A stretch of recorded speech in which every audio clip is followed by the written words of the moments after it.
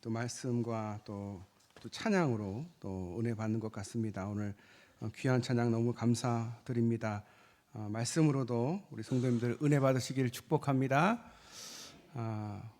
오늘 말씀은 이 화이슬 진저에서 지난주 말씀 이어서 두 번째 말씀입니다.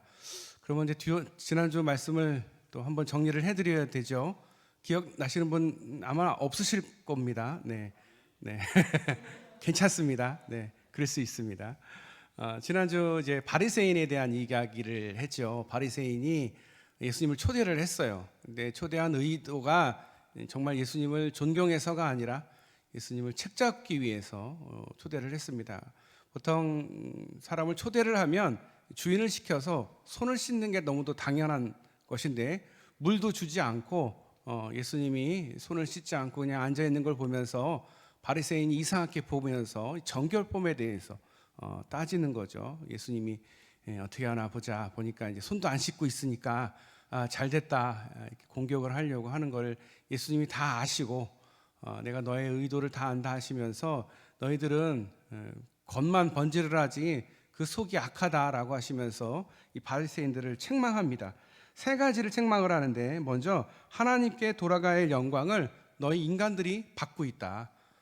인사받고 있고 박수받고 있고 그러는데 하나님께서 받으셔야 할 영광이다. 이제 그런 말씀을 하시고 그 다음에 자신이 하는 것이 마치 믿음 생활을 잘하는 것처럼 보여지는 사람들 앞에 보여지는 데 앞에서 기도하고 믿음 좋은 척하는 것들 그런 모습들을 하나님이 너무도 잘 아신다. 그러시면서 그것에 대해서 지적하시고 마지막으로 최선을 다하지 않는 믿음 그냥 대충 내가 바리새인이니까 나는 이 정도의 신앙이 있으니까 이렇게 거들먹거리면서 다른 사람들을 이끌어가는 지도자로서 그들이 부족함을 지적을 하셨습니다. 자, 그래서 우리가 이제까지 행해왔던 믿음의 방식을 바꾸어야 된다. 그러면서 결론을 다른 믿음을 갖게 될 때 다른 삶을 살 수 있다. 지금의 믿음의 방식에 내가 주저앉으면 안 되고 좀 더 전진해 나가야 된다. 그런 말씀을 드렸어요. 계속 이어지는 말씀입니다. 예수님이 이 같은 책망을 들으면서도 바리새인들은 그것이 우리의 문제야. 그래 맞아. 이렇게 받아들이지를 않습니다. 그냥 예수님의 이야기를 무시해버리거나 또는 자신들의 아픈 부분을 건드려서 더욱 반발을 하고 있습니다. 이 사도행전을 보면 베드로의 설교와 스데반의 설교가 있습니다. 근데 설교의 내용이 비슷해요. 뭐냐? 하나님께서 우리에게 예수 그리스도를 보내주셨는데 그 예수 그리스도를 우리가 죽였다. 그리고 그분이 죽으심으로 끝나는 것이 아니었고 그분은 창세전부터 예정된 죽으심으로 죽었고 또한 그 죽음이 우리를 위한 죽음, 우리의 구원을 위한 것이었다. 그래서 예수 이름을 믿으면 너희가 구원을 받는다. 그런 설교를 두 사람 다 똑같이 합니다. 그런데 받아들이는 게 전혀 달라요. 베드로가 말씀을 전하니까 그 무리들이 어찌할꼬 하면서 회개를 합니다. 그런데 스데반이 말씀을 전하고 나니까 그 주변에 있는 사람들이 격분해가지고 옷을 다 벗어서 이 사울, 나중에 바울이 되죠. 사울에게 옷을 맡겨놓고 돌을 들고 스데반을 쳐서 죽이게 됩니다. 전혀 다르죠. 같은 말씀인데 그들의 심령 속에 말씀이 역사하면 반발을 하든지 아니면 그 말씀에 굴복을 해서 변화가 되든지 둘 중에 하나라는 것입니다. 오늘 본문에서 소개된 율법 교사들 바리새인을 지적을 했더니 옆에 꽂아놓은 보리자루처럼 앉아있던 율법 교사들이 야, 너 지금 우리한테 지금 하는 얘기 아니야? 우리 모욕하는 거 아니야? 우리나라 말로 도둑이 제발 저린다. 도둑이 제발 저린 거예요. 율법 교사들을 얘기한 게 아니라 바리새인의 그것에 대해서 얘기를 했는데 율법 교사들이 막 가만히 있지를 못하고 자기들을 이제 방어한답시고 방어하는 게 아니죠. 나도 그런 죄가 있다라는 거, 자신의 교만함이 꽉 차 있다라는 거를 예수님의 비판에 대해서 당당하게 받아들이지를 못하고 반발하는 것입니다. 이어서 예수님은 율법 교사들의 죄에 대해서도 낱낱이 지적을 하십니다. 자기들이 지기도 어려운 짐을 지우는 자들이다라고 말씀을 하십니다. 여기서 말하는 지기 어려운 짐, 이것은 율법 자체를 의미하는 것이 아니라 율법과 장로들의 유전, 그러니까 전통이죠. 옛날부터 흘러내려왔던 모세의 율법을 해석했던 자기들만의 방법들, 자기들만의 해석들, 사실상 자기들의 인간적인 생각이 들어있는 내용들을 가지고 이스라엘 백성들에게 이걸 지켜라라고 강제를 합니다. 그러니까 율법보다도 우위에 있는, 하나님 말씀보다 우위에 있는 자기들의 해석 방법과 자기들의 생각들을 가지고 이스라엘 백성들을 옥죄하는 것에 대해서 지적을 하는 것입니다. 그들이 해석을 지나치게 세분화해서 모세가 하나님께 받은 율법을 제외하고도 613조 개의 규범을 만들어 가지고 다 암기도 못해요. 일일이 알 수 없는 내용들인데 이걸 다 너희가 지켜라. 안 지키면 옆에 있다가 지적을 하고 혼내고 호통을 치는 그런 율법 교사인 거죠. 그래서 백성들에게 부담을 안기는, 강요하는 그런, 너희들이 그렇게 하는 게 옳으냐? 너희 지금 그렇게 하고 있다. 이로 인해서 이들은 선지자들의 무덤을 쌓고 있다라고 말을 합니다. 선지자에 대한 이야기를 갑자기 하시는 이유는 이것이 이 선지자들이 그들의 조상으로부터 선지자들이 죽임을 당하게 됩니다. 왜 죽임을 당했습니까? 바른 말을 했거든요. 하나님의 말씀을 바르게 전했는데 듣기 싫어하는 사람들이, 악한 이들이 그것을 은폐하고 그 위선에 가득한 그들이 그 선지자를 죽입니다. 죽이고 그들을 묻었어요. 근데 이들이 그 선지자의 무덤을 기념해서 그 위에다가 또 무덤을 짓습니다. 모순되는 거죠. 자기들의 조상들이 자기들에게 바른 말을 하는, 하나님 말씀을 전하는 그 선지자들을 죽여놓고는 그들 위에다가 또 치장을 하는 거예요.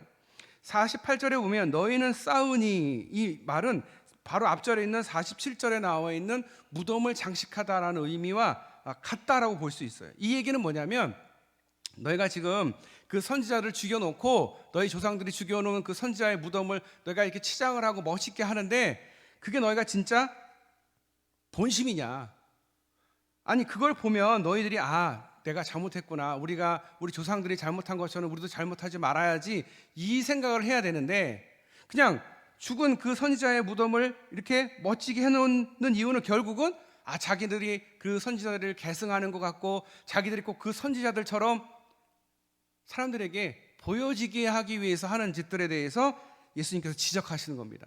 너희들 지금 이게 위선 아니냐? 너희가 정말 그런 뜻이냐? 율법의 본뜻, 하나님의 진짜 마음이 뭐예요? 하나님은 사람들을 사랑하는 하나님, 가장 낮은 자, 가장 연약한 자, 불쌍하고 정말 그 사람에게 국률과 사랑이 있는 그 하나님의 율법을 갖다가 사람들, 힘없고 가난한 사람들에게 빗대놓고 그들한테 그 율법을 안 지킨다고, 자기들이 해석한 그 율법을 안 지킨다고 공격을 하고 강요를 하고, 거기에 대해서 예수님께서 지적을 하시는 것입니다. 외적으로는 경건한 것 같고 하지만 대조적으로 하나님 말씀에 대해서 거역하는 너희들, 이 사실을 예수님께서 꼭 집어서 말씀하시는 겁니다. 49절에 하나님의 지혜, 구약과 또 유대교에서 이 지혜를 인격화하는 부분들이 나옵니다. 인격화한다라는 것은 지혜가 사람처럼 되는 거예요. 예를 들어서 잠언 1장 20절부터 33절에 지혜가 거리에서 부르며라는 내용이 나옵니다. 그러면서 지혜가 사람인 것처럼 나와요. 인간에게 말을 하며 7장 25절에서는 그 자녀들에게 관한 교훈의 말씀을 합니다. 이게 뭐냐면 지혜가 뭐예요? 예수님, 하나님의 말씀이 지혜인데 그 지혜를 너희가 이용하고 있다. 구약의 선지자와 예언자들을 통해서 하나님 말씀, 하나님의 지혜가 전해졌는데 그 말씀을 너희가 받아들이기는커녕 하나님 말씀을 전달하는 사람들을 죽이고 박해했다.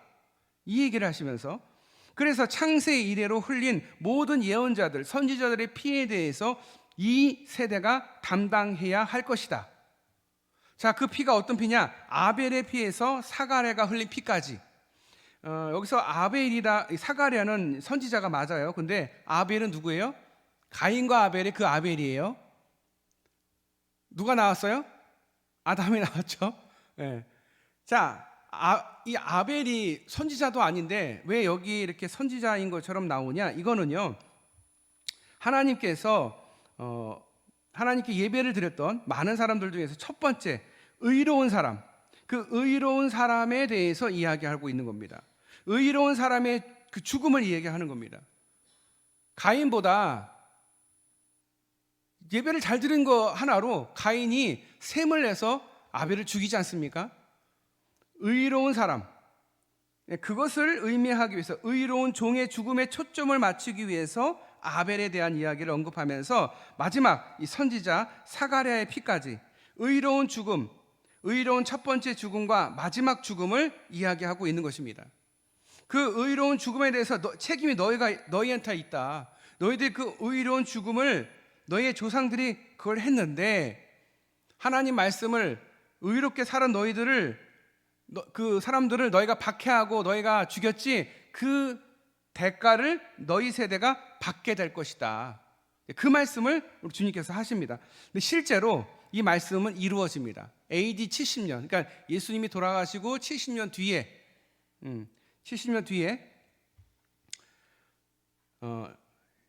예수님 태어나신 이후에 70년 뒤에 AD 70년경에 예루살렘이 완전히 회파가 됩니다. 진짜 돌 위에 돌 하나가 남기지 않을 정도로 완전히 다 그냥 모든 건물이 다 박살나버리고, 그 세대, 지금 아까 지적했던 그 바리새인들, 율법 교사들, 뭐 그 세대, 그 사람들인지는 잘 알 수는 없겠지만 어쨌든 그 세대들, 그 자녀들이든 본인이든 그들이 다 그 대가를 치르게 됩니다.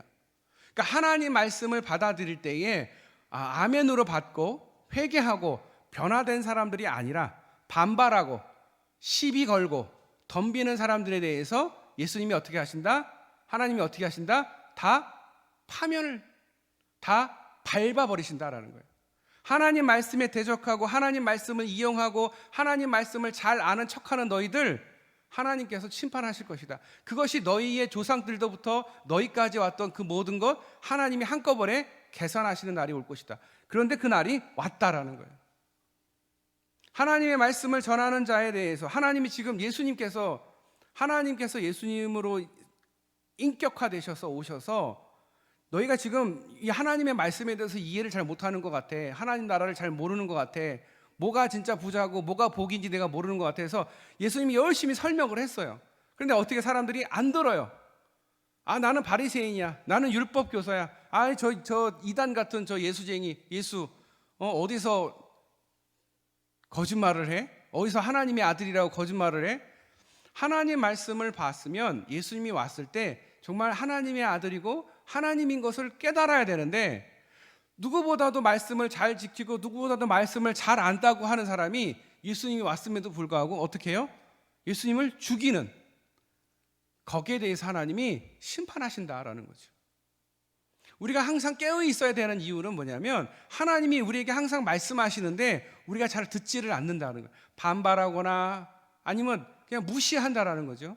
그런데 거기에 대해서 주님은 꼭 심판하신다. 너희들이 심판 대상이다. 그렇게 이야기를 하시고, 두 번째, 율법 교사들, 너희들 지식의 열쇠를 가르친 자다라고 말씀을 하시는 거예요. 그게 52절 말씀인데, 지식의 열쇠가 뭐냐? 선지자들의 죽음, 그 죽음은 살인 행위잖아요. 그 살인 행위도 악한 거지만 더 악한 건 뭐냐? 너희들만 알고 너희들만 구원받으면서 구원받으려고 온 이스라엘 백성들을 차단하고 막는 너희들만 하나님에 대한 지식을 가지고 전하지 않고 있는 너희들, 화 있을진저 너희에게 화가 임할 것이다. 심판이 임할 것이다. 종교개혁이 왜 일어났느냐 하면은, 루터나 칼빈이 종교개혁을 할 때 왜 이런 종교개혁이 일어났느냐? 신부들은 성경을 독점하고 자기들만 읽고 자기들만 이해하고 있었어요. 라틴어로 써놓고 라틴어를 읽을 수 있는 사람이 얼마나 있었겠어요. 그 시대에 글을 읽을 수 있는 사람이 별로 없었을 뿐더러 이 책이 많지가 않았어요. 그런데 이 신부들이 자기들만 성경책을 읽고, 그리고 자기들만 그 성경책을 가지고 사람들을 가르치는 거예요. 그러니 사람들이 그게 맞는지 틀린지도 모르고 그냥 그게 맞아 라고 하면 면죄부를 이 판매하는 게 사실 지금 시대에는 왜 저런 짓을 왜 했어 이렇게 생각하지만 그 시대에는 그렇게 하는 게 맞는 줄 알았던 거예요. 그래서 면죄부를 팔았고 면죄부를 샀던 거죠. 근데 그게 아니거든. 말씀에는 그게 모든 죄는 다 죄인일 뿐이지 면죄부를 팔한다고 해서 그거를 산다고 해서 지옥 갈 사람이 연옥 가고 이런 게 없는데 자기들이 성경책을 아니까 자기들만 지어놓고 돈을 욕심인 거죠. 돈 욕심을 부린 거죠. 여기에 대해서 루터가 종교개혁을 할 때에 그가 기치를 세웠던 것은 성경을 자신의 자국어인 독일어로 번역하는 작업을 했다. 그래서 번역한 그 성경책을 사람들에게 나눠주면서 하나님 말씀은 이거다라고 알려주었다. 그래서 종교개혁이 이루어진 것입니다. 안 그랬으면 말씀이 뭔지도 모르고 그냥 신부들이 하는 말에 아마 대부분 따랐을 거죠. 이처럼 율법 교사들이 그렇게 했다라는 거예요. 하나님에 대해서, 하나님의 주신 그 말씀, 성경에 대해서 지식을 독점하고 마치 천국문의 열쇠를 자기가 독점하고 있는 것처럼 자기 마음에 드는 사람은 문을 열어서 천국 들어가게 해주고 아니면 자기가 닫고 있는 천국문을 열어줘야 될 사명을 가진 이들이 그렇게 하지 못하고 있는 것에 대해서 주님이 지적하십니다. 그러나 율법에서 형식만을 남겨둔 채 정신을 사장시켜버린 행위나 인간적인 전통에 맹종하면서 자신들도 버겨온 짐을 이 이스라엘 백성들에게 지우는 너희들 하나님께서 심판하실 것이다. 너희들 하는 이 행위는 꼭 평토장한 무덤 위에 다른 사람들이 부지중에 부정을 범하게 만드는 것과 똑같다. 말씀을 충분히 이해시켜주고 말씀을 해석하고 그래서 사람들이 실수하지 않게 해줘야 되는 율법 교사가 그 일을 게을리하고 있다라는 것을 주님께서 지적하시고 계세요. 이 말씀을 준비하면서 제가 마음이 찔리더라고요. 내가 더 열심히 전해야 되는데 말씀을 전하는 사람, 은혜 받는 사람은 결국 나를 통해서 은혜 받으실 거고 나를 통해서 말씀을 들으실 텐데 내가 더 부지런해야 돼요. 내가 더 깨어 있어야 되는데 막 그러면서 제가 너무 죄송하다는 마음이 들더라고요. 내가 너무 부족하구나. 내가 너무 부족해가지고 말씀을 더 잘 이해시켜드리고 더 잘 해드려야 되고 또 내 말과 행동에 대해서 오해하시거나 또 나의 부족한 모습을 보고서 상처받거나 또 시험에 들지 않을까 막 이런 생각이 들면서 내가 정신을 똑바로 차려야겠구나. 내가 더 하나님 앞에 기도해야 되고 더 말씀 준비에 더 최선을 다해야 되겠구나 이런 생각이 들더라고요. 예수님이 다른 사람한테 하는 얘기가 아니라 우리들한테 하는 얘기예요. 그 시대 그 율법 교사한테만 하는 이야기로 그것을 한정 지으면 그건 성경이 아니에요. 왜? 성경은 하나님의 말씀이고 살아있어요. 살아있기 때문에 그 시대에도 그 사람들에게 이 시대에 우리에게도 말씀하시는 거죠. 지금 목회자들에게도 지금 똑같이 주님이 말씀하고 계신 거예요. 너희가 잘못하면 천국 가는 길을 막을 수가 있다. 정신 똑바로 차려야 된다. 한국 교회가 이렇게 어려움을 당하는 것은 결국은 목회자들의 문제라는 거죠. 그거는 부정할 수가 없어요. 그 사실이거든요. 목회자들이 정신 차리고 목회자들이 정말 열심을 냈으면 한국 교회가 이렇게까지는 안 됐을 것이다. 그 책임을 성도들에게 지울 것이 아니라 목회자가 먼저 십자가를 져야 된다. 그런 생각이 들더라고요. 그날 바리새인 집에서 이 식사를 제대로 할 수가 없었을 것입니다. 왜? 마음속에 악한 마음을 갖고 달려드는 바리새인들, 율법교사들 흥분해서 여러 가지 질문하면서 예수님을 몰아붙이기 시작했습니다. 그러나 이들은 예수님을 비판하는 것에 대해서 아무런 변론을 제기하지를 못했습니다. 오늘 말씀을 보면 예수님이 하신 말씀에 대해서 누구 하나 거기다 토시를 단 게 하나도 없어요.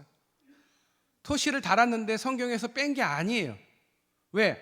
틀린 말이 하나도 없거든. 다 맞거든. 예수님의 비판이 정당했거든요. 그래서 오늘 이 말씀을 통해서 우리가 배워야 될 교훈 첫 번째, 우리 믿음 생활이 행하는 것보다 말하기가 쉽다. 무슨 말이냐? 얼마나 많은 사람들이 믿음에 대해서 이야기합니까? 얼마나 많은 사람들이 기독교의 진리에 대해서 이야기합니까? 다 맞는 말이고 다 옳은 말이에요. 그런데 우리가 몰라서 못 지키는 게 아니라 지키기가 어려워서 못 지킵니다. 우리의 믿음을 우리가 하는 말보다 앞서지가 말아야 되는데 말이 너무 앞서니까 못 지키는 거예요. 자기도 못 지킬 말을 하는 거예요. 이 설교자가 항상 두렵고 떨리는 마음이 뭐냐면 지도 못하면서 남에게 뭐 이렇게 해라 저렇게 해라 하는 게 사실은 굉장히 부담스럽고 또 그거를 지키기 위해서 누구보다도 눈물 나게 자신을 깎아야 되는 게 목회자가 아닌가라는 생각이 듭니다. 제가 그래서 너무 찔렸어요. 맞아. 내가 말만 많았지 무슨 목사가. 그렇지. 그래도 우리 성도들이 나를 그냥 이해해 주시니까 감사하다. 내가 더 열심히 해야지. 내가 더 정신 차리고. 우리가 믿음 생활을 하면서도 말을 너무 앞서는 것 같아요. 말을 좀 더 줄여야 되고. 그래서 믿음보다 앞서는 말 때문에 우리는 늘 실패를 경험합니다. 자신이 믿는 만큼 증거해야 되는데 자신은 그렇게 믿지 않으면서 사람들에게 이렇게 믿으라 라고 하는 게 이게 문제라는 거죠. 자신이 아는 만큼 이야기해야 하는데 모르는 부분까지 말하면 그 이야기가 결국은 신뢰를 잃게 됩니다. 그래서 우리의 믿음은 우리 말보다 절대로 앞서서는 안 된다. 그러니까 우리 사실 믿음이 별로 좋은 거는 아니에요. 남들한테는 나 믿음 좋아, 나 이 정도야, 나 신앙생활 잘하고 있어. 그거부터가 이제 우리가 실수를 하는 거라는 거죠. 말을 앞세우면 결국 다 내가 돌려받게 된다. 우리가 경계해야 될 게 뭐냐? 다른 게 아니라 말이 앞서는 거. 예를 들어서 제가 우리 새벽기도 합시다. 그래놓고 제가 새벽기도를 안 나오면 어떻게 돼요? 지는 새벽기도 안 나가면서 무슨. 제가 그래서 새벽에 너무 피곤해가지고 못 일어나겠는데 해도 일어나야 돼요. 내가 그렇게 말했지. 내가 최소한 그 말은 지켜야지. 애를 씁니다. 마찬가지예요. 우리가 신앙생활하면서 자녀들에게 믿음 생활 잘하라고 하면서 자기는 믿음 생활 잘 안 하면서 자녀들에게 아무리 얘기해봐야 신뢰를 얻지를 못해요. 자녀들한테.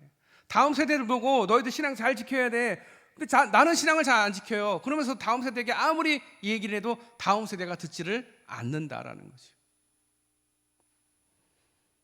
두 번째, 성경을 모르면 엉뚱한 가르침이 진리인 양 받아들일 수 있게 된다.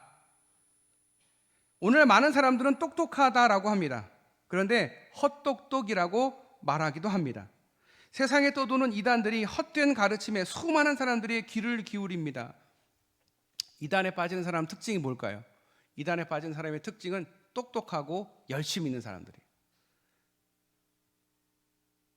자기가 똑똑하고 신앙생활을 열심히 하는데 다른 사람들이 신앙생활 별로인 것 같아. 별로 안 똑똑한 것 같아. 근데 어디서 누가 막 얘기를 하는데 뭔가 새로운 것 같아.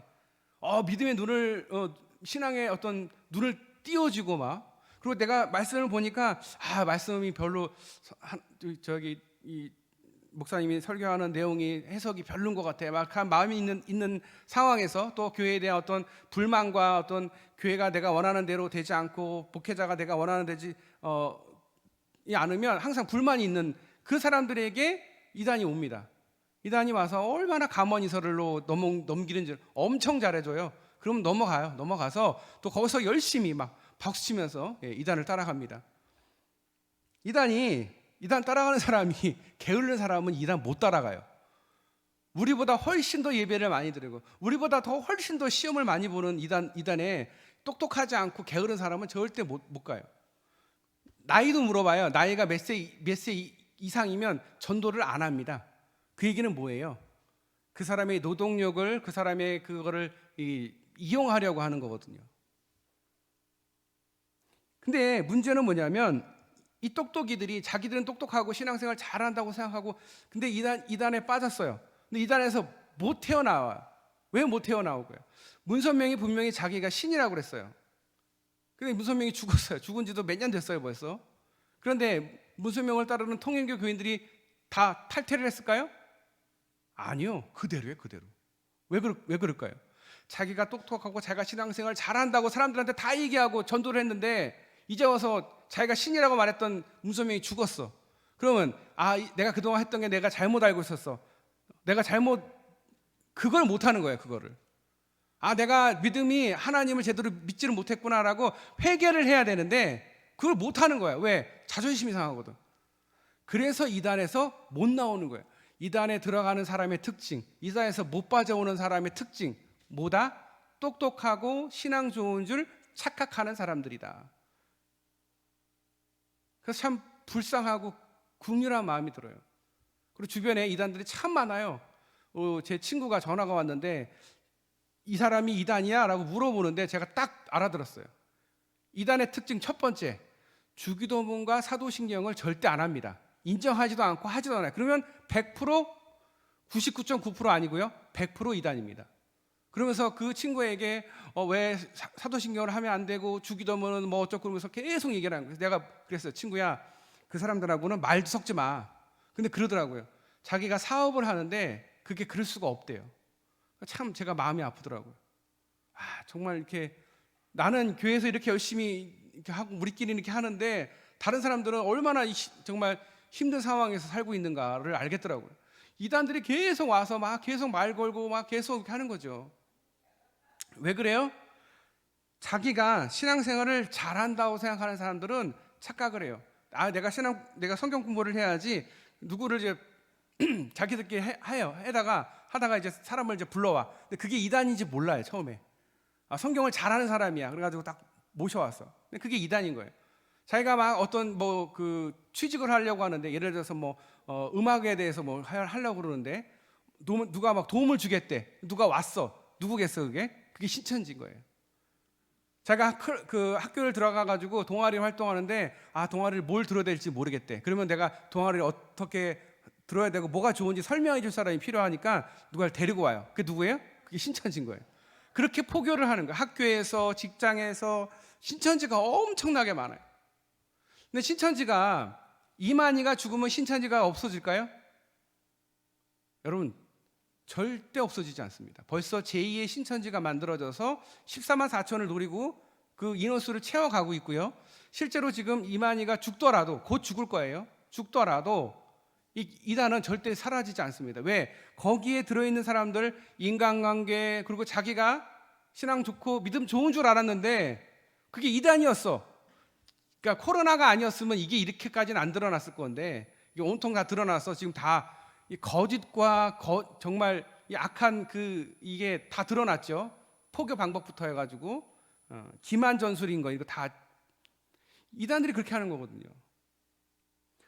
잘못 알고 있으면 진리를 내가 좀 알고 있다라고 생각하고 착각을 하면 이런 것에 빠질 수 있다라는 거예요. 항상 그래서 정신을 똑바로 차리고 있어야 돼요.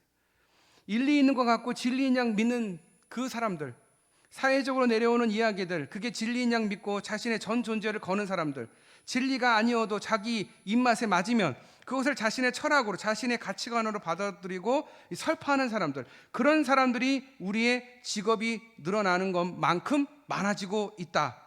성경의 가르침은 우리의 전 존재를 담고 살기 때문에 이게 굉장히 중요하다. 영적인 문제이고 사는 것도 문제이지만 죽은 이후에도 문제이기 때문에 바르게 배워야 되고 바른 곳에서 신앙생활을 해야 된다. 그래서 지금 우리가 신앙생활을 바르게 할 수 있는 게 참 다행이고 기적이다. 할렐루야. 일 이상한 데 가면 안 되고요. 대한예수교 장로회, 저희가 이제 통합측이잖아요. 통합측은 이 모든 신학을 다 이렇게 어우르는 신학이라서 다른 신학교나 다른 교단에서는 이도저도 아니다. 우리는 양날개다 해가지고 이렇게 좌우를 얘기하는데, 근데 보면 교회 규모를 보더라도 신학적인 색깔을 보더라도 누가 제일 장자예요? 대한예수교 장로회 통합측이 제일 장자예요. 제일 크고 제 교단도 크고 교세도 제일. 그 얘기는 뭐냐면 신학적으로 모든 사람을 다 보듬을 수 있어야 된다라는 거예요. 이런 사람도 있고 저런 사람도 있고 저 사람이 어떻게 저런. 그런데 그 판단은 하나님이 하시는 거지 우리가 다 일일이 할 수는 없다. 다만 이단들, 다를 이 끝단, 처음은 비슷한데 끝이 다른 거, 그거는 우리가 정신을 똑바로 차리고 볼 수 있어야 된다. 이단들이 너무도 많습니다.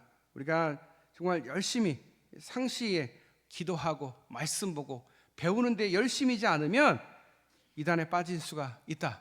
그래서 하나님께서 우리에게 하시는 말씀, 우리에게 뭐라 말씀하시느냐? 교회 다니는 것으로 부족하다. 말씀을 배워야 된다. 하나님 앞에 기도해야 된다. 끊임없이 배우려고 하는 자세, 끊임없이 하나님께 기도하려고 하는 그 자세가 우리에게 필요하다. 우리의 신앙생활이 하루하루 더 한 걸음씩 더 전진을 해야지 그냥 제자리 걸음에서 그냥 이렇게 하면 우리 신앙이 늘지 않기 때문에, 늘지 않은 게 문제가 아니라 신앙이 퇴보될 수 있기 때문에 하나님께서 율법 교사와 바리새인에게만 책망하고 지적하는 것이 아니라 우리에게도 더 열심을 가져라.